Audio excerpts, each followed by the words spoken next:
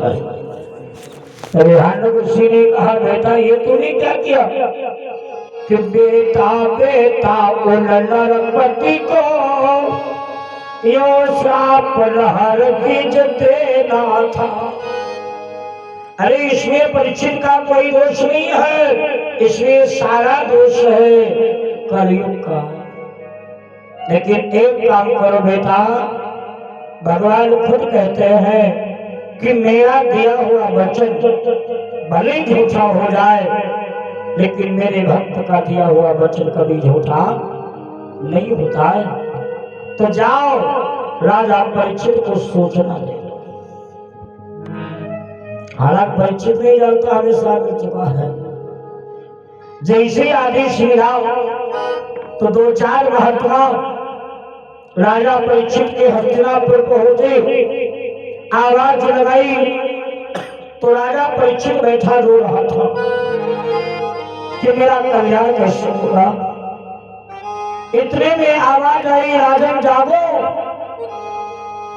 अब सोने का टाइम नहीं बचा है। और जहां राजा परीक्षित ने महात्माओं की आवाज सुनी, द्वार पर आए, दंड प्रणाम किया। ऋषियों ने जाकर कहा राजन ने त्याग, बदल गया इस जीवन का आज तेरे सब राग। महात्मा लोग कहते हैं मुझे श्राप मिल चुका है, आज के 7वें दिन वही तक्षक तुझे दर्श देगा। अगर अपने को बचा सकता है तो कोई उपाय ढूंढ ले। इतने लोग बैठे होगा, जा नहीं पाओ कि आज के 7वें दिन हम मर जाएंगे, तो क्या दिल्ली कमाए जाओ? जब हम मरी जाएंगे तो कमाने कौन जाएगा? कवि ने सत्य लिखा है कि जब मृत्यु विभीषिका सामने हो तो राष्ट्र और रंग सुहाएगा क्या, और जब छोड़ के जाना बल बेबस है तो विश्व का ध्यान आएगा क्यों। जहां परीक्षित जी ने सुना 7वें दिन तक्षक के डसने से मर जाएंगे, अब इनके सामने क्या दिखाई दे रहा मालूम? संसार में मेरा कोई नहीं है, बात सत्य है। कभी दिखता ही कि मान मेरा कहना नहीं तो पछताएगा, और माटी का खिलौना माटी में मिल जाएगा। माटी का खिलौना माटी में मिल जाएगा, माटी का खिलौना माटी में मिल जाएगा, माटी का खिलौना माटी में मिल जाएगा। मान मेरा कहना नहीं तो पछताएगा, मान मेरा हेरा नहीं तो पछताएगा, माटी का खिलौना माटी में मिल जाएगा, माटी का खिलौना माटी में मिल जाएगा।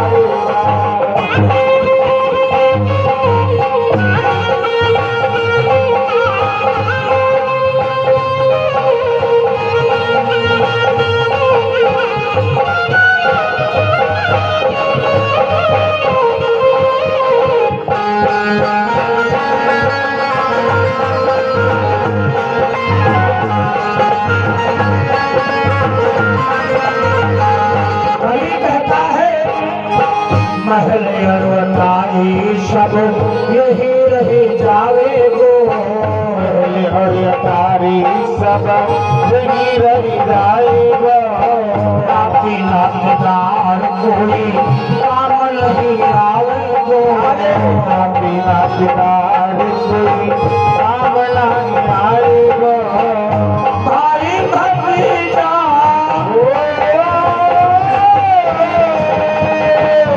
भाई भतीजा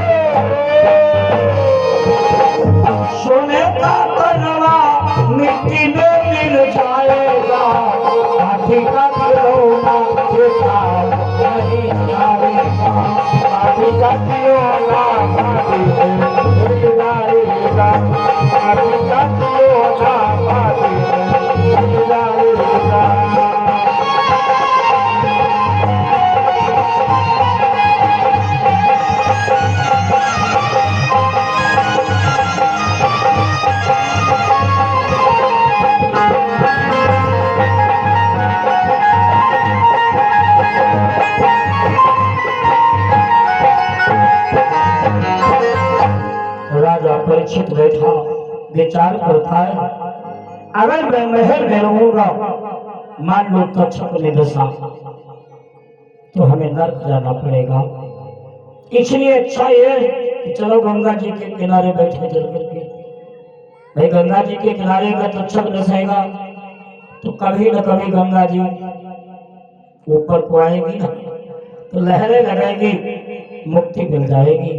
राजा परीक्षित रात के समय महल त्याग करके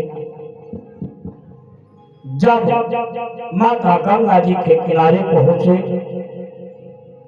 तो 88,000 ऋषियों ने सुना। ऐसी बातें छुपती नहीं है।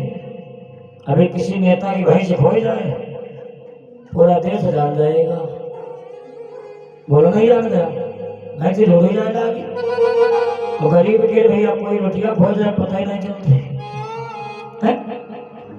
सब जान गए।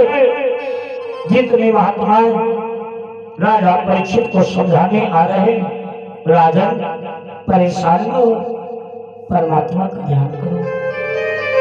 आपत्ति के समय में कि धीरज धर्म नित्य नारी, अब आपत्ति काल पर यही चारी। लेकिन आपत्ति के समय ये चारों स्थान काम नहीं आते, ध्यान दीजिएगा। और उसमें करके जब तुम्हारे सामने मौत खड़ी हो तो अचानक राजा परीक्षित को याद आ गई कि मैंने सुना है कि जब मैं मां के गर्भ में था तो भगवान केशव ने मेरी रक्षा की थी, और आज जब मैं धरा पर आ गया हूं तो क्या रक्षा नहीं करेंगे। राजा परीक्षित ने भगवान कन्हैया का ध्यान किया, ऐ प्रभु आओ आज मेरी रक्षा करो। और जैसे भगवान को पुकारा तो सूत जी कहते हैं भगवान कृष्ण अपने गोलोक धाम में बैठे थे, नंगे पैरों भागी, आवाज ही तोड़ा पाए।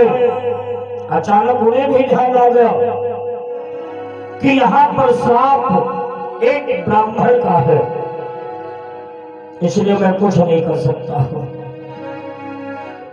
इसका सीधा मतलब ब्राह्मण से समय हारे। हाँ, भगवान वापस लौट गए। विचार किया राजा परीक्षित का कल्याण एक ब्राह्मण ही करेगा, नहीं तो भैया कोई ठाकुर भेज देती। क्या ठाकुरों की कमी थी तब? यूनिवर्सिटी थे, छत्री थे, कोई चलाता।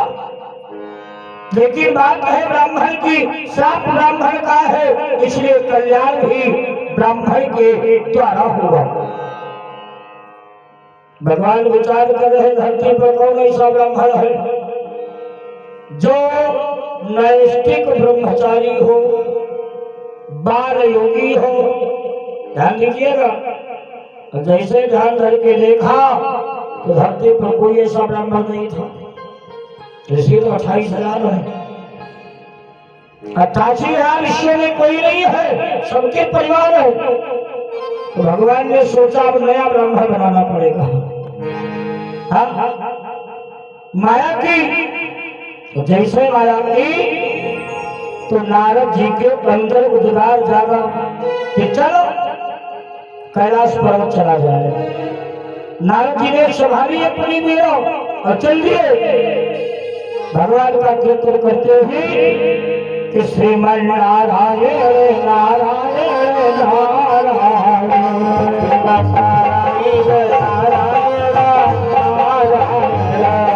नारायण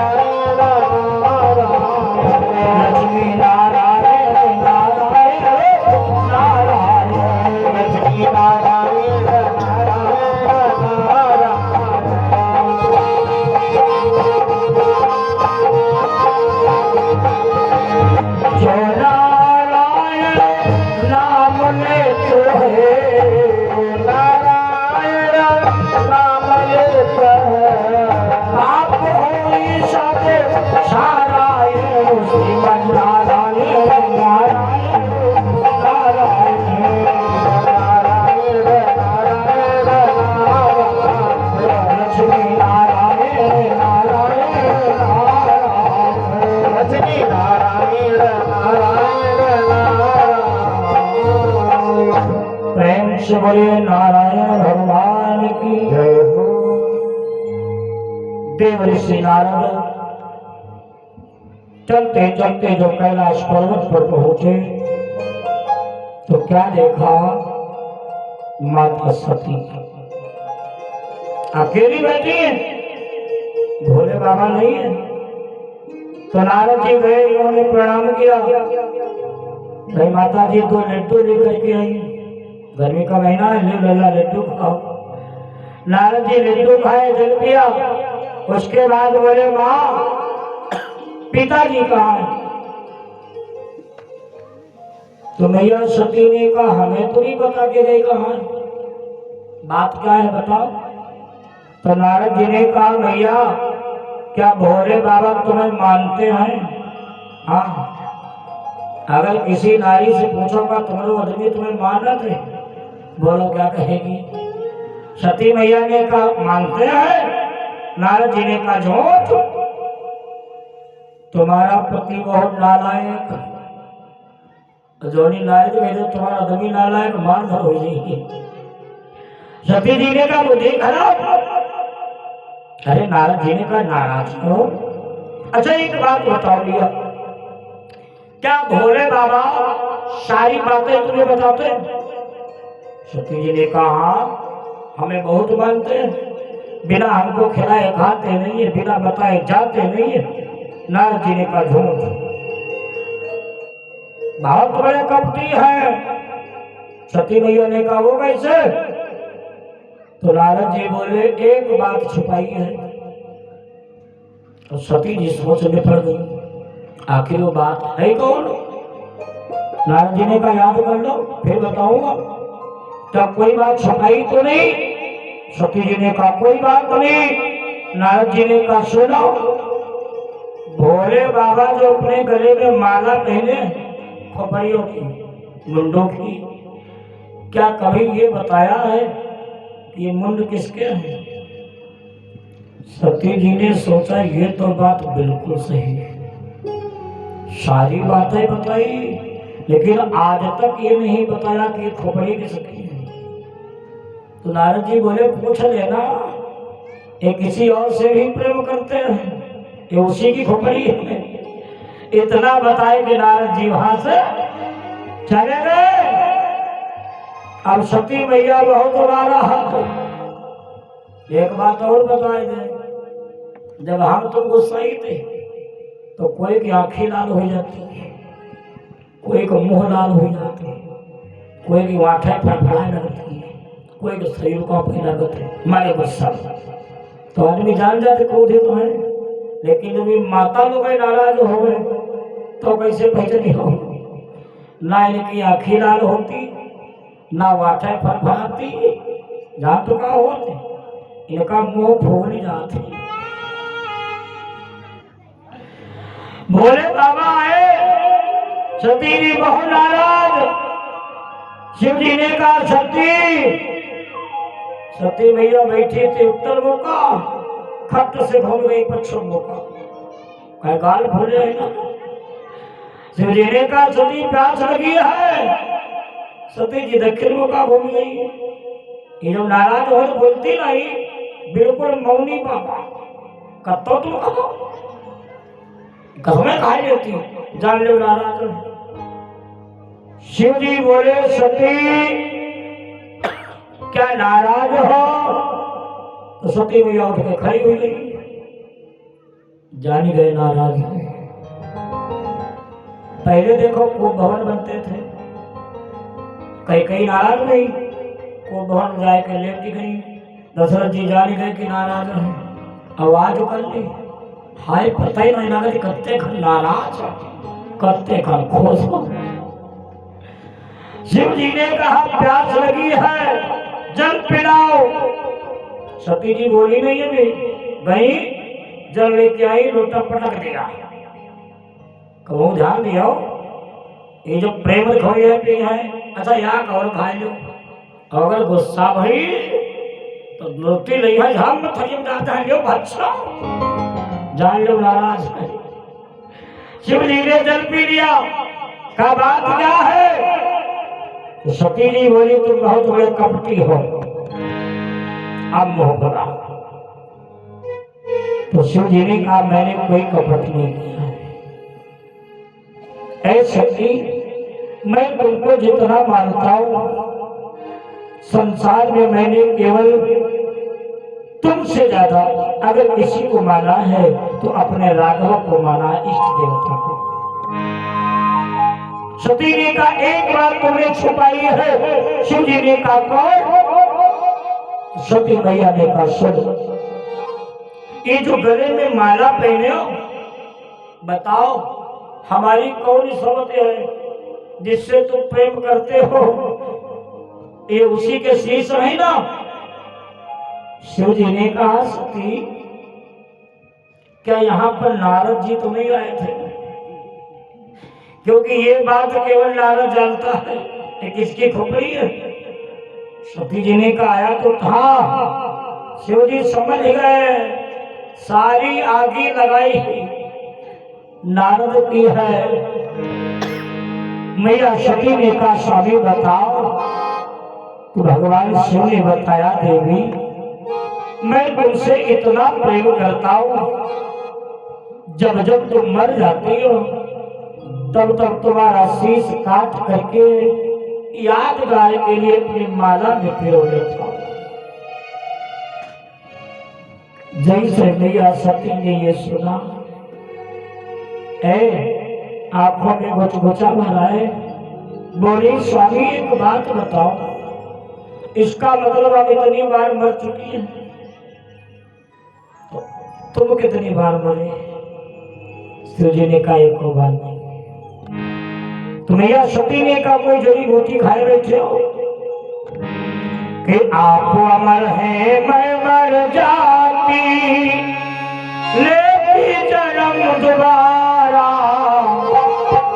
जन्म जन्म का साथ है हमारा तुम्हारा तुम्हारा, जन्म जन्म का साथ है हमारा तुम्हारा तुम्हारा, जन्म जन्म का साथ है हमारा तुम्हारा तुम्हारा हमारा, जन्म जन्म का साथ है हमारा तुम्हारा तुम्हारा हमारा।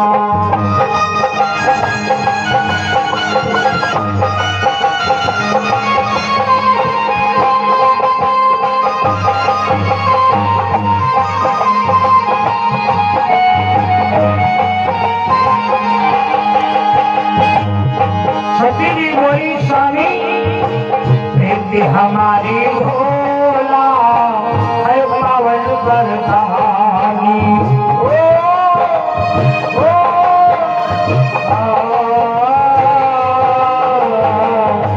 सदेवल दो जा कोई अवधर दानी, सदेवल दो जा कोई अवधर दानी, आप गले में लपटाए हो,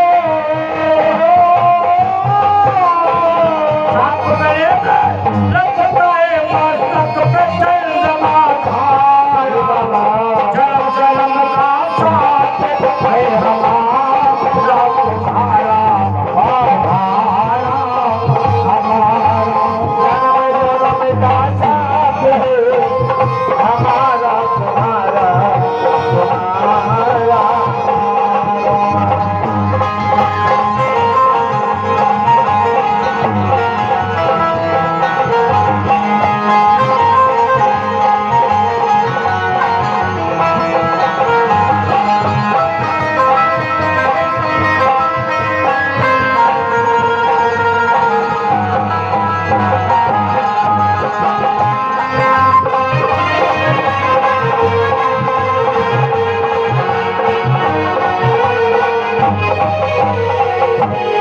मैया सती ने कहा स्वामी जो जड़ी बूटी खाए बैठे हो आप, थोड़ी हमें भी दे दो, क्योंकि जन्म लेने में और मरने में बड़ा कष्ट होता है।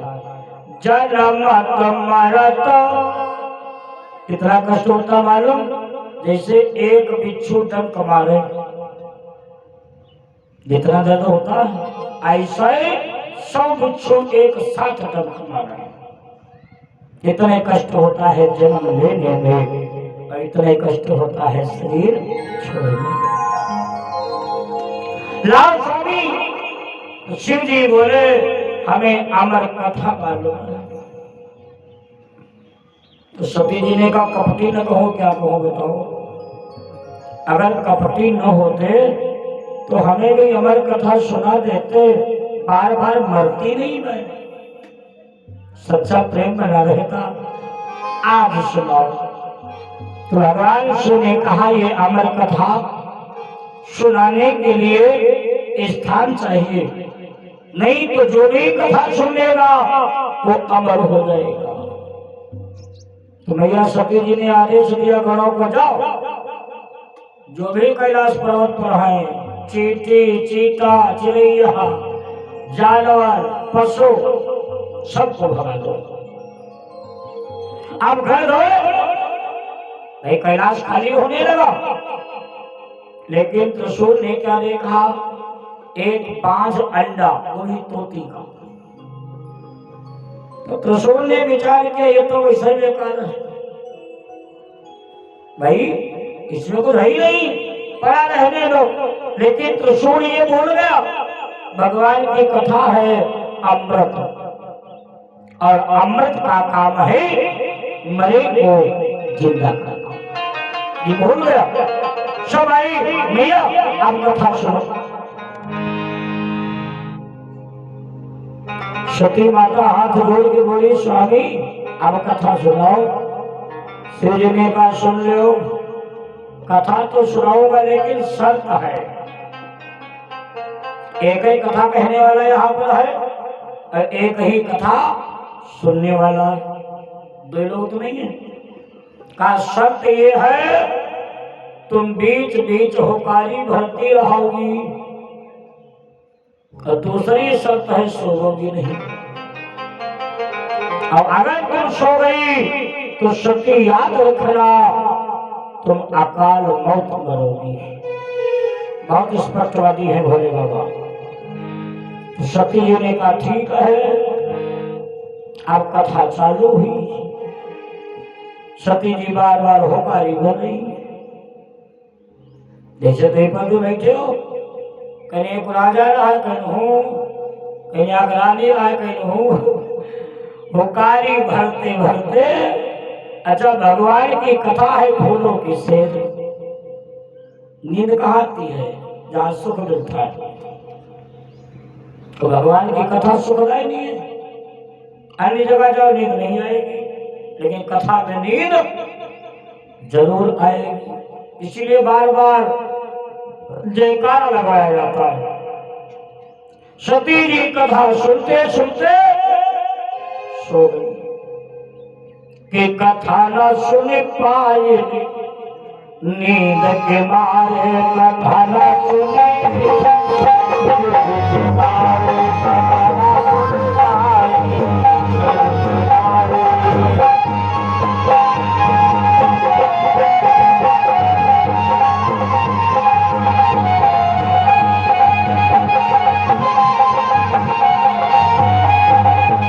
शिवजी ने जब कथा सुनाई,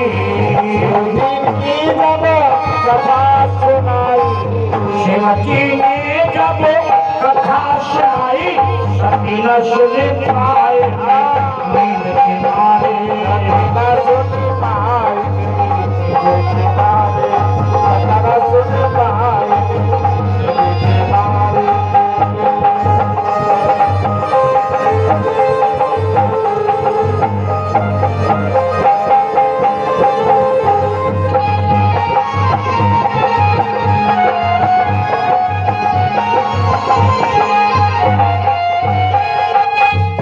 माता सती से सो गई। अब कथा का जो प्रभाव है, वो तोता का अंडा रखा था मरा हुआ, मृतक जियावली गिरा माने आवाज, आवाज जो अमृत के समान है। तो जैसे तोते के ऊपर पहुंची, अंडे से तोता बढ़ गया, और जो तोता बढ़ गया तो देखो पंछी बहुत हैं, लेकिन पंछियों में तोता ही एक ऐसा पंछी है जो हमारी तुम्हारी भाषा बोल लेता है। बाकी वालों कोई बोल पाएगा? गाय लो, भैंस लो, बकरी लो, शेर लो, हाथी लो, टिटही लो, कोई पंछी नहीं बोल सकता। लेकिन तोता जैसा तुम बोलोगे स्पष्ट बोलता है। मैंने देखा है बड़े बड़े घरों में, जैसे दरवाजे जाओ, हाँ मेहमान आए हैं चाय बनाओ, बिल्कुल साफ कहता है तोता। अब तोता वैसे ही हुकारी बोलने लगा। तो कुछ देर के बाद जब कथा पूरी हो गई तो भोले बाबा की निगाह कहाँ गई आगे? तो सती मैया खर्राटा नहीं रही।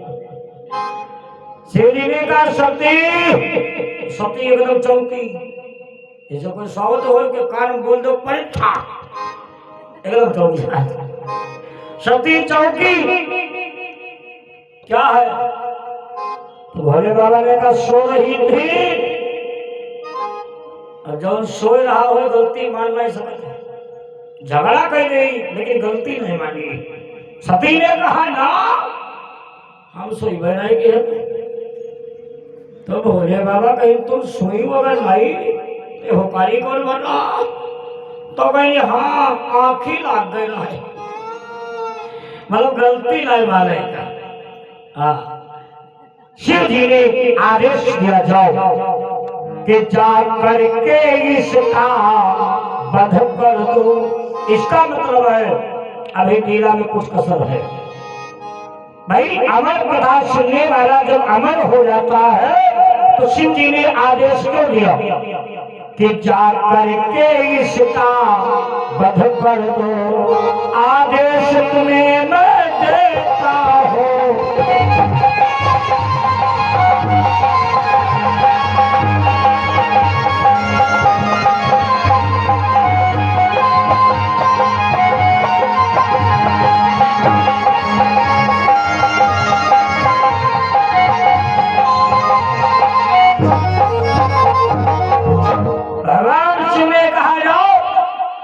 त्रिशूल भैया दौड़ा।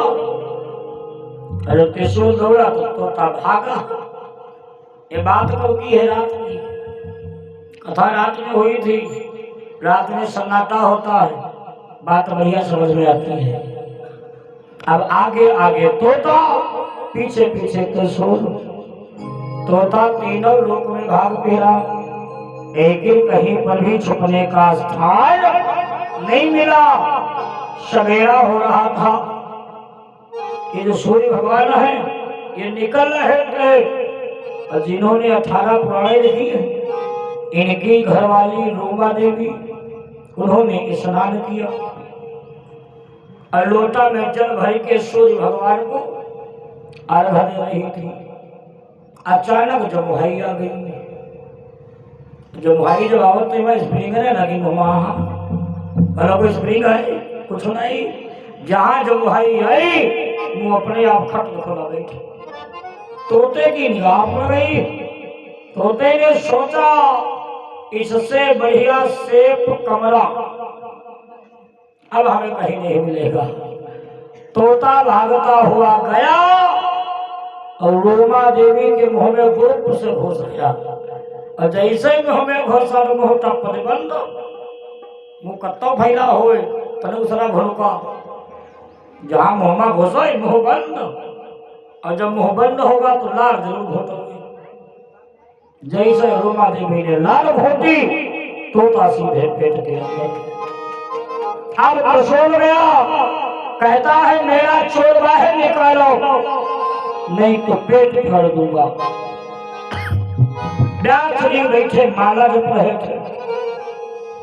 जब तेज तेज आवाज आई तो व्यास जी ने सोचा देखना भी चाहिए सुबह सुबह हमारी घरवाली को कौन धमका रहा है। जब व्यास जी निकल के बाहर आए तो भोले बाबा का त्रिशूल है।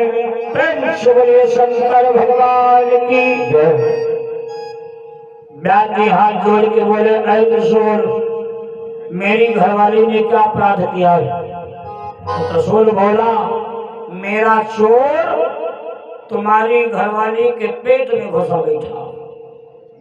व्यास जी ने घूम के देखा, क्यों रोमा देवी? ये त्रिशूल क्या बोल रहा है? रोमा देवी ने कहा, हाँ सत्य बोल रहा है स्वामी, हमें जमुआई आ गई, पता नहीं कहां से तोता छोटा भागता हुआ आया, हमारे मुंह में घुस गया। व्यास जी हाथ जोड़ के बोले, हे त्रिशूल, तुम ही रुको, जब तुम्हारा चोर बाहर निकलेगा तो हम पकड़ के तुम्हें दे देंगे, तो तुम मार देना। अब त्रिशूल खड़ा नहीं है, जबकि भोले बाबा भी जानते हैं कि अमृत पीने वाला और अमर कथा सुनने वाला कभी किसी के मारने से नहीं मरता है। अब 1 महीना बीता, त्रिशूल खड़ा, 2 महीना बीते, त्रिशूल खड़ा, धीरे धीरे 12 साल बीत गए। अच्छा, बालक के जन्म का समय कितना है? 9 माह, बहुत ज्यादा 10 माह। अब रोमा देवी का उठा वो बैठा चला वो सब परेशान। एक दिन व्यास जी बोले, मत के वाला बात की, ऐ बेटा जन्म लो। तो गर्भ के अंदर से आवाज आई, मैं जन्म नहीं लूंगा। तो व्यास जी बोले, जो माँ को मार डालोगे तब जन्म लोगे? अंदर से बालक बोला, ये भी नहीं होगा। तो कहा, तो बालक कहता, अगर मैं जन्म लूंगा तो हमको माया ममता सताएगी। तो व्यास जी ने पूछा, भी जन्म कब लोगे? भाई धीरे धीरे 12 साल हो रहे हैं। तो बालक कहता है, ब्रह्मा विष्णु शंकर, जब तीनों देवता हमें वरदान दें कि माया ममता नहीं सताएगी, तब मैं जन्म लूंगा। अब बेचारे व्यास जी, अच्छा बताओ, घरवाली बचाओ तो आदमी का नहीं करते। अगर घरवाली बीमार हो तो चाहे दिल्ली जाए पड़े, चाहे आगरा जाए पड़े। बोलो, व्यास जी ब्रह्मलोक गए, ब्रह्मा जी को लाए, कैलाश गए, भोले बाबा को लाए, क्षीर सागर गए, विष्णु जी को लाए, और तीनों देवताओं से कहा, अपनी बहू को बचाओ। तो तीनों देवता बोले, बेटा जन्म लो। कि हे भक्त मांगो, हे वीर मांगो, जो मांगेगा सो पाएगा।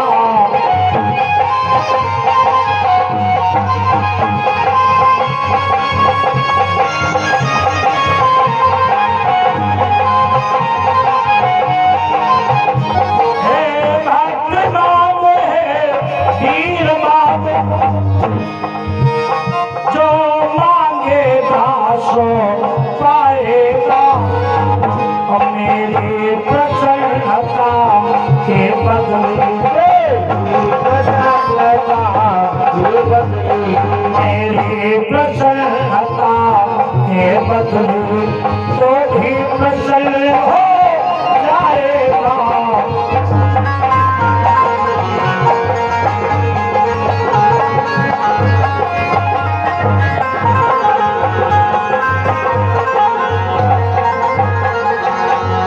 तीनों देवताओं ने कहा, बेटा वरदान मांगो। तो गर्भ के अंदर से आवाज आई कि मैं वरदान इतनी जल्दी नहीं मांगूंगा, अगर आप लोग वरदान दे सको तब तो मांगो। तीनों देवताओं ने कहा, आराम से मांगो वरदान। तो बालक क्या मांग रहा है मालूम? जब हम धरती पर जन्म लें तो ना तो हमें माया सतावे, ना हमें ममता सतावे, और मेरी उम्र 5 साल की बनी रहे। कि वह बोला प्रभु इतना कर दो, प्रभु के रस में सने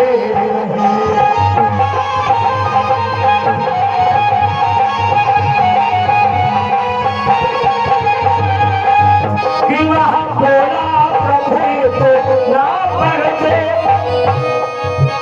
प्रभु के ही रस में सने रहे, माया ममता से बचे रहे, माया ममता से बचे रहे, माया ममता से बचे रहे, पाँच ही राशि के बने रहे।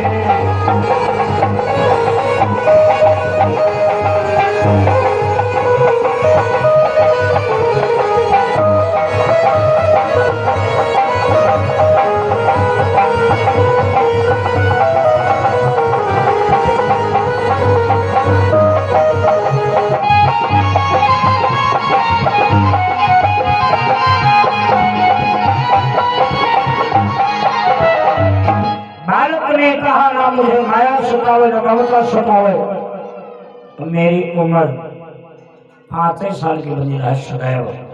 तीनों देवताओं ने कहा तथास्तु। तो जैसे बालक का जन्म हुआ, प्रेम से बोलिए सुखदेव भगवान की जय हो। और जो बालक जन्मा, जो भैया नार व्यवहार होता है, वो नार व्यवहार लपेट के सुखदेव जी भाग खड़े हुए।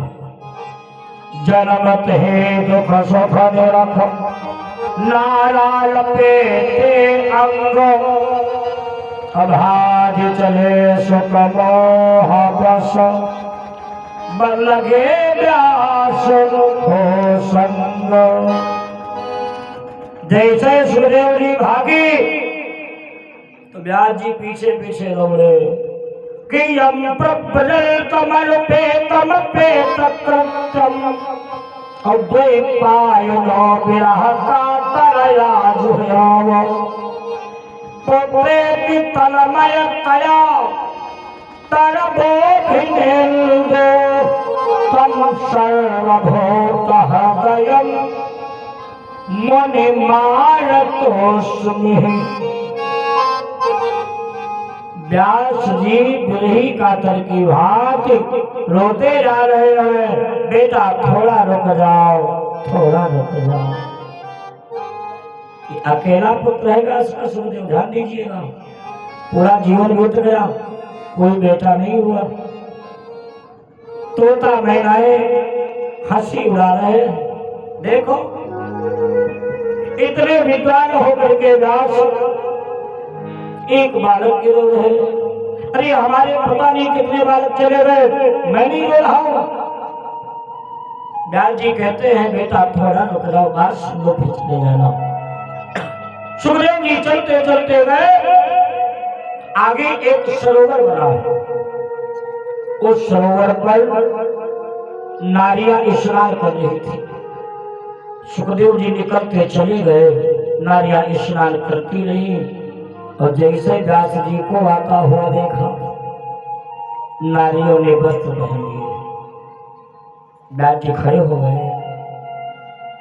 कारण पूछो व्यास मुनि, ऐ नारियों, अभी एक 5 साल का बालक गया, तुम लोग नहाती रही, और जैसे ही हमें देखा तो कपड़े क्यों पहन लिए? तो नारियां कहती हैं आप विद्वान हो। कारण पूछो व्यास मुनि, कहो तुम्हें जग भाल।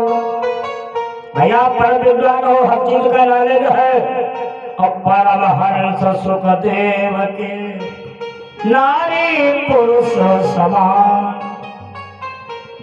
एक 5 साल का बालक कपड़ा पहने तो ठीक, शरीर में चहला लाग तो ठीक, कोई ज्ञान है इसे? कोई ज्ञान नहीं, इसलिए वो परमहंस बालक है। दादी फिर हम खड़े हुए, अरे बेटा थोड़ा रुक जा। सुखदेव जी खड़े हुए, बोले बताओ बेटा क्या बात है? तो व्यास जी ने कहा बेटा मेरे बुढ़ापे का तुम्हें तो सहारा हो, लाख तरंग है, सुखदेव ने कहा चलोगा तो, लेकिन मेरी बात का पहले उत्तर दो। आइए बड़ा ध्यान से सुनना आप लोग, क्योंकि भागवत में बहुत बड़ा अध्यात्म भरा है। सुखदेव जी कहते हैं एक परदेसी जब वो परदेश से आ रहा था, परदेसी बड़ा सुंदर है, और जैसे गांव की गली में निकला तो एक बड़ी सुंदर नारी छत पे खड़ी है। वो भी सुंदर है, परदेसी भी सुंदर है। जैसे नारी ने परदेसी को देखा तो भाई मन भाग गया। उसने धीरे से ताली बजाई, परदेसी ने छत की तरफ देखा, नारी ने इशारा किया। सुखदेव जी कहते ध्यान से सुनना पिता, नारी के बुलाने पर परदेसी की पहली मुलाकात है। मकान के अंदर पहुंच, अंदर गया, प्रेम से किवाड़े बंद कर दिए, परदेसी को खिलाया पिलाया, अब दोनों बात कर रहे थे। इतने में उस नारी का भी पति परदेश गया हुआ था, अचानक वापस लौट आया। तो जैसे कुंडी खटखटाई तो जो अंदर बैठा है परदेसी, ये पूछ रहा है कि द्वार पर कौन है? तो नारी बोली मेरा पति है। परदेसी ने कहा बहुत ठीक, जी का आदमी द्वारे खड़ो हो, अजनबी घर में बैठो हो, सोचो क्या बीतेगी। परदेसी बोला मेरे प्राण बचा दो। तो नारी ने कहा मेरे घर में छुपने का कोई स्थान नहीं है, लेकिन हाँ एक स्थान है, मालूम को एक हौज खुला है, हौज जिसमें आप लोग सुबह जाते हो। अगर वहां प्राण बचा पाओ तो छुप जाओ। भाई प्राण सबको प्यारे होते हैं। बेचारा परदेसी गया और उसी हौज में घुसा, तो इतना इतना उसका शरीर अंदर चला गया। आई कुंडी खोला, जब पति अंदर गया घर के, सूटकेस रखा, कपड़े उतारे, उसने कहा देवी जी आज मेरा पेट खराब है, विचार करो। जहां परदेसी छुपा बैठा है, पति वही जा रहा है, अब क्या करे बेचारी। खैर ये सिपाही इतना तेज होता है, अगर कबहू ना गए तो आगे पीछे ना देखा, जहां मौका पाए जाए। पति गया, आगे पीछे न देख करके, जो परदेसी अंदर खड़ा है, जितना शरीर बचा था ऊपर का, ऊपर से सीता था, लेकिन बेचारा सांस बांधे खड़ा रहा। आया, स्नान किया, मंदिर चला गया। देखो नारी का भाव नहीं खराब है। नारी गई, परदेसी को बाहर निकाला, जल से स्नान कराया, साबुन लगाया, नए कपड़े पहनाए, सेंट छिड़का। सुखदेव जी बोले पिताजी जब वो परदेसी इतना समय बिताया उसके घर में, तो क्या उसकी इच्छा कहेगी हम रुकें? इतने लोग बैठे हो, अगर कोई कहा लेट्रिन में बंद कर दिया जाए तो 24 घंटा बाद खोला जाए और कहा जाए भैया रुक ले, क्या रुकोगे? सीध हो रोड पर। वही बात सुखदेव जी पूछ रहे हैं, पिताजी बोलो। परदेसी कहता है मैं जाना चाहता हूं, तो नारी बोली अब कब आओगे? बोलो पिता। तभी से गाना बना है, मालूम कौन? परदेसी परदेसी जाना नहीं मुझे छोड़ के, मुझे छोड़ के।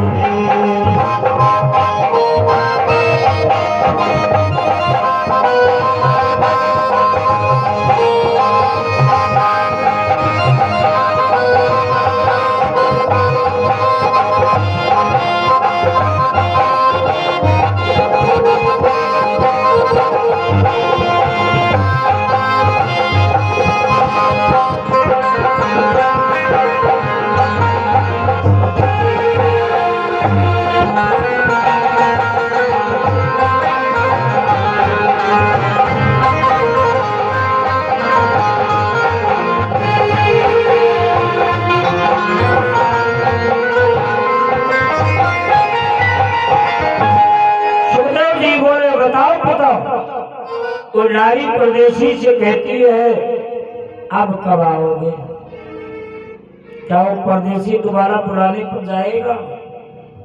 आप पहले बताओ, दोबारा जाओगे? तुमका कोई बुलावा है घोड़े को खोज दे और रात भर में पड़े रहो, दोबारा जाओगे? दाद जी ने कहा नहीं जाएगा। सुखदेव जी ने कहा फिर क्षमा कर लो। ए पिता, जब मैं मां के गर्भ में था तो मेरे पैर ऊपर को थे, सर नीचे को था, गंदी गंदी नालियां मेरे मुंह के ऊपर से बह रही थी। बालक जो गर्भ में होता है बड़े कष्ट झेलता है। ए पिता, बड़ी मुश्किल से मैं नरक से निकल पाया हूं, अब दोबारा वापस उस नरक में नहीं जाऊंगा। पायलो बिरह का तरया जुहार। सुखदेव जी वापस नहीं गए, दाद जी को वापस भेज दिया। इन्हीं सुखदेव जी का आवाहन भगवान कृष्ण अपने लोक में कर रहे।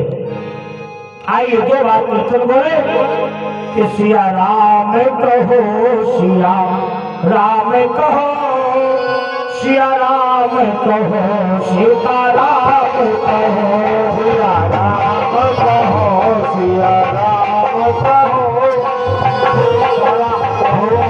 सिया राम कहो, सिया राम कहो, सिया राम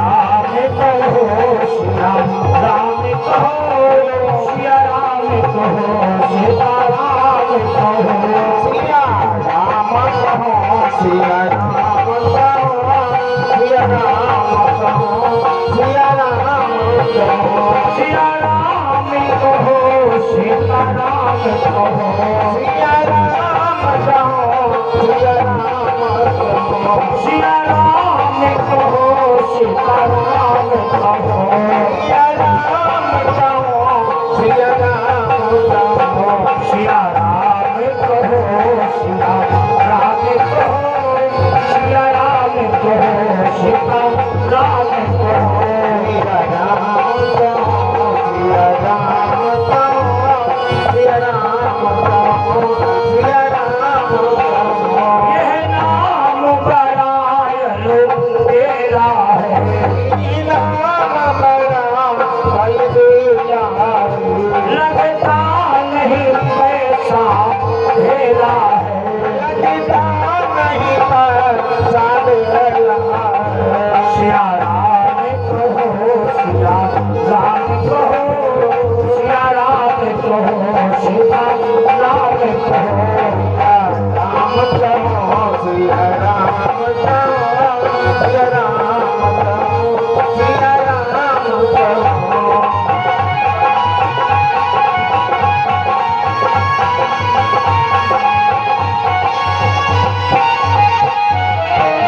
प्रेम से बोलो गोविंद भगवान की।